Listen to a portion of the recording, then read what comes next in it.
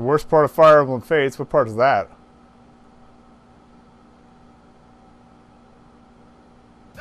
Yeah, if you can describe it without spoiling it too much. Please be as vague as possible, like avoid naming characters. Who are you calling a mook? Wait, Yucatan! She's melting.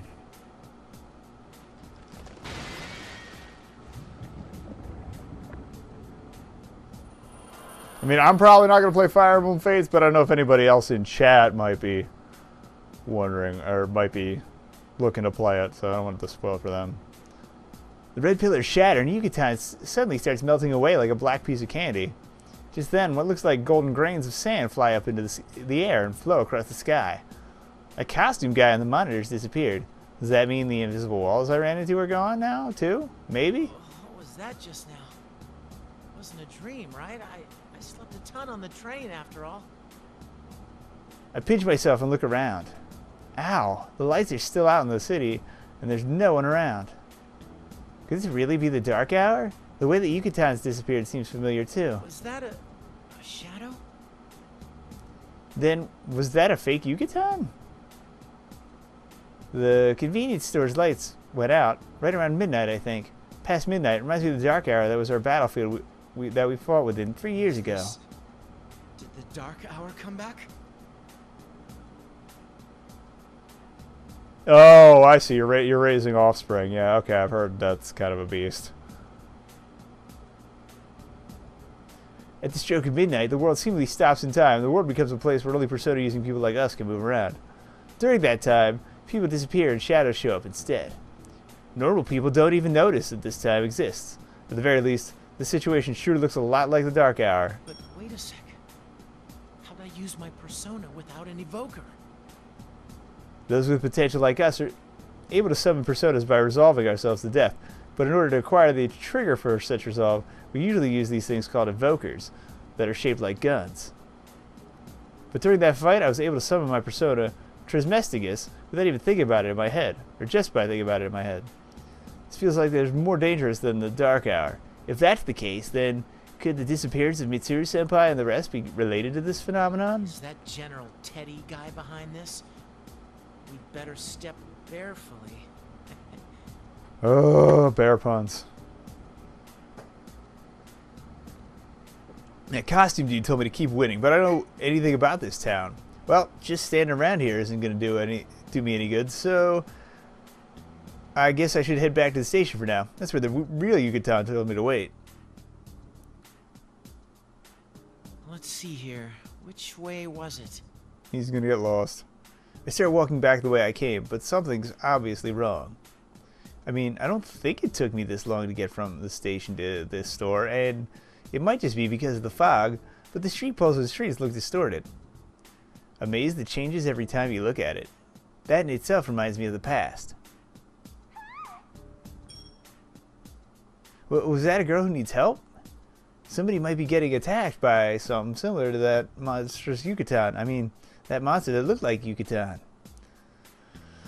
If that really was a shadow, there's no way I can ignore this. I'm the Shadow Operative's lethal weapon, after all. I look towards where I heard the sound coming from, and I see a giant shopping center, like one you'd find in the suburbs. The sign says, Junez. Oh, hey, I know that store. Got slimed. Every day's great. Jesus. I don't remember that place from a moment ago, but I'm positive that I heard that girl's scream come from there. She needs me to rescue her. Hang on, I'm coming. Shadow Operative Junpei Iori is on the scene. I force open the stuck automatic door with my hands, and almost trip over a number of things while I run into the building.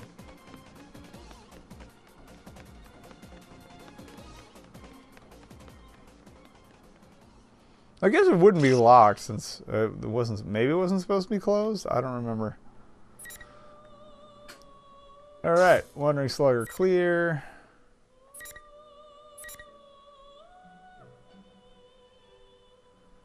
I think this is going to be more exposition. Oh, no. That's not what I wanted. There we go. Zoom out.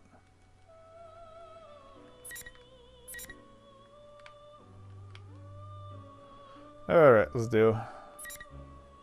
Actually, I was going to turn on the coffee real quick. Be right back.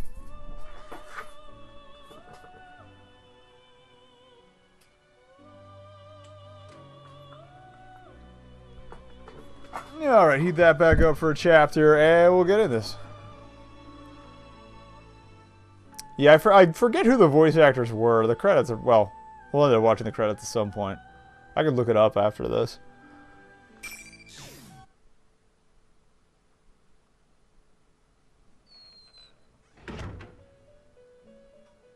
Oh, this is like a one-shot chapter here. Velvet Room? Velvet Room. There appears to be quite a commotion. Sister, I've been wondering since yesterday, what is going on in the outside world? Nothing interesting. I believe you could say that those kids' ordeal is still continuing. An ordeal, you say? Yes. In other words, mankind's potential is being tested. Like you do. Potential. Sister, where might Elizabeth be right now? Abandoning the duties given to us by our master and going out into the outside world is normally forbidden to us. Why did Elizabeth go through all that just to head out into the outside world? I'm sorry. It was presumptuous of me to ask. I suddenly feel thirsty. Do you feel like drinking a cola? A cola, you say? My, don't tell me that you don't know what that is. Of course I do. Elizabeth told me about it. An ebon monster compressed into a metal cylinder, waiting for the moment its prison is released to spring into the eyes of the unwary spewing foam. Quite. Close enough. Well then, I task you with the acquisition of about 100 of these colas. You want me to do this? But cola only exists in the outside world. I merely ask for the cola. How and where you perform your task is at your discretion, even if it takes you into the outside world. Sister. I don't get the point of this. Yes, what is it? While I'm out, may I go see what's going on outside? That would be none of my business. All I asked you to do is go on an errand for me. Shouldn't you hurry? Our master will be returning soon. Yes, I'll go at once. I guess it can't be helped that he's drawn to the outside world right now. This current aberrance in the outside world is centered on that red-haired guest. And Persona users have gathered to it, as if caught up in that fate. Oh, the red-haired guest. I think that's Even show. my heart races just thinking about it. It's troublesome having siblings so brimming with curiosity. Are they supposed to be the Fates, or an equivalent thereof? Again, I've never played Persona 3 or 4, so I have no idea what kind of background we got going on here. I picked up some as we went along, but...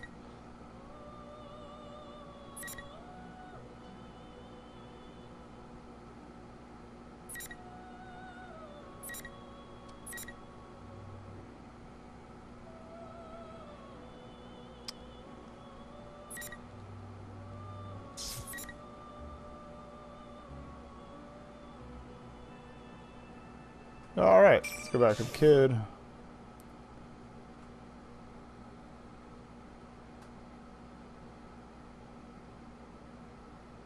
That or, yeah, she's got a cola addiction or she's just got a lot of rum to get rid of. I sighed for the umpteenth time that day, and Koromaru and I trade glances. While searching for that mysterious shadow that appeared to look so much like Ikutsuki, we ended up on the Samegawa floodplain that flows through Inaba.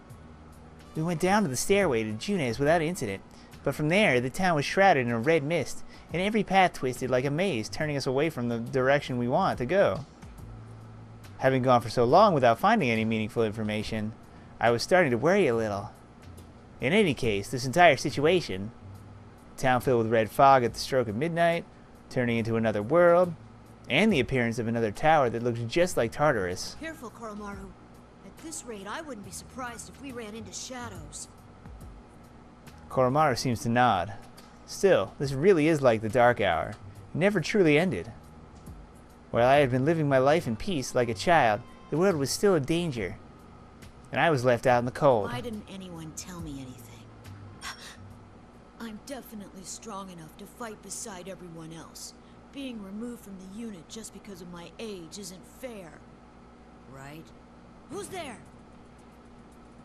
I shout out at the fog, and a dark shape nonchalantly walks out of the mist towards us. Kotomaru begins to growl. You're irritated about it. Is that me? The shape turns out to be two figures, me and Kotomaru. It's like looking into a mirror. What's the meaning of this?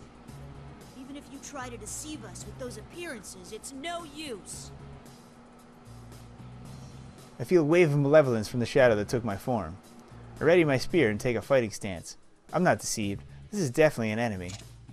Being a child only on the surface, peaceful only on the surface, friends only on the surface. Aren't such things only nuisances? Shut up! I know how you feel because I'm you.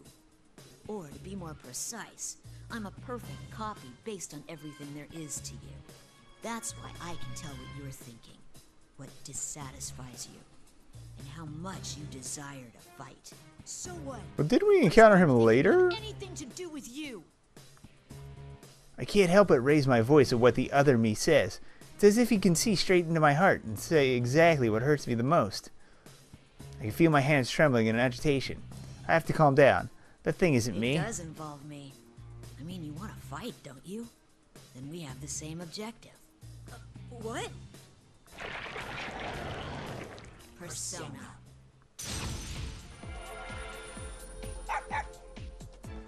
Crap!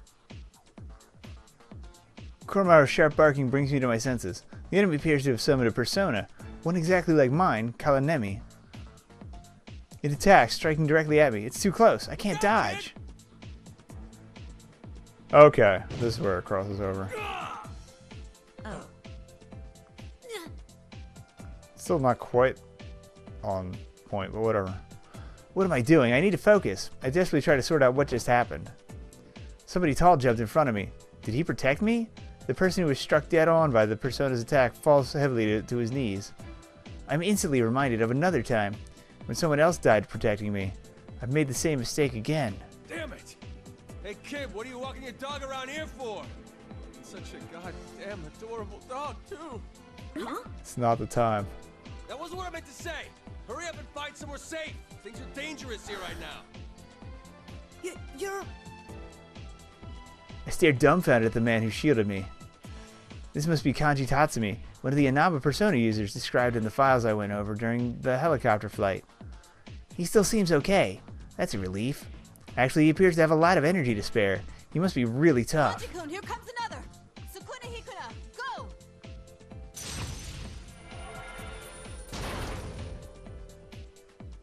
The sound of a heavy collision echoes across the floodplain.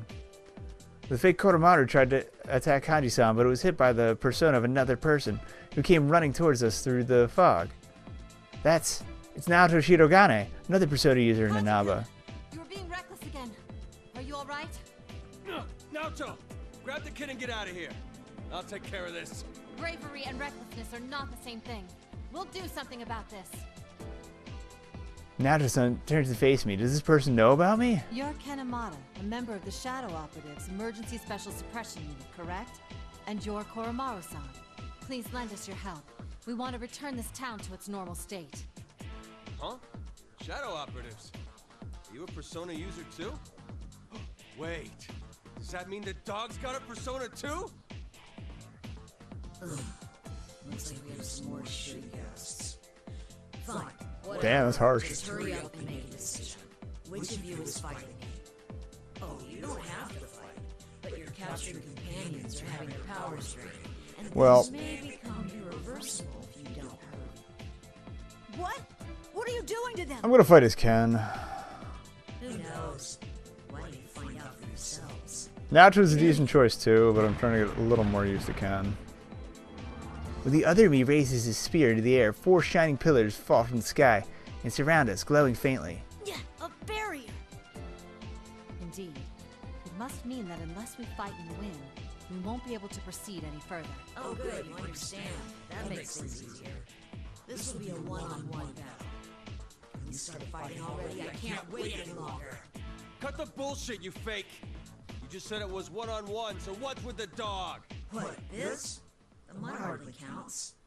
He's just a weapon after all.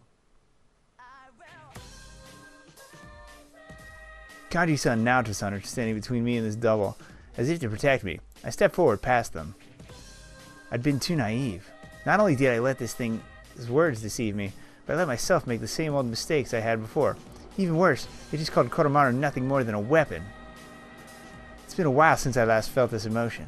I can't let this go unpunished. Too conceited. I didn't understand anything at all. Ken-kun? Naoto, don't butt into this. Comes a time when a man's gotta do what a man's gotta do. Ken, huh? I got your back, so settle this for yourself. Kanji-san takes a seat on the ground. Naoto-san sees this and holsters her gun and nods to me. Haha, they're so awkward, but I'm thankful for their kindness right now. Thank you.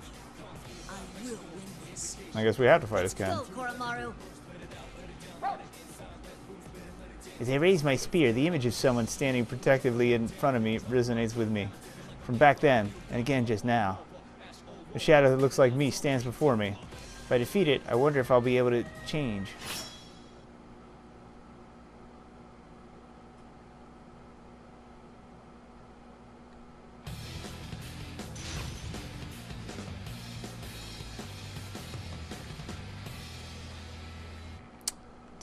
Doop. His pacing's a little awkward to me, but... Oh, snuck me.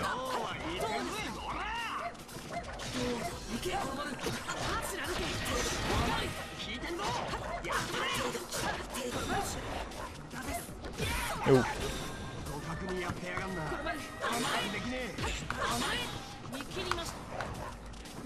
Oh. That's very like Dragoon from Final Fantasy.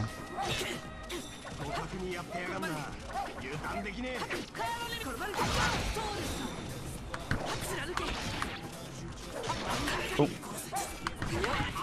Oh god, oh yeah. Oh god.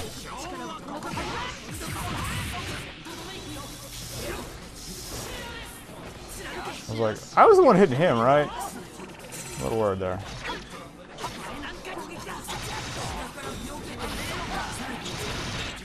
Oh no, I'm getting hit.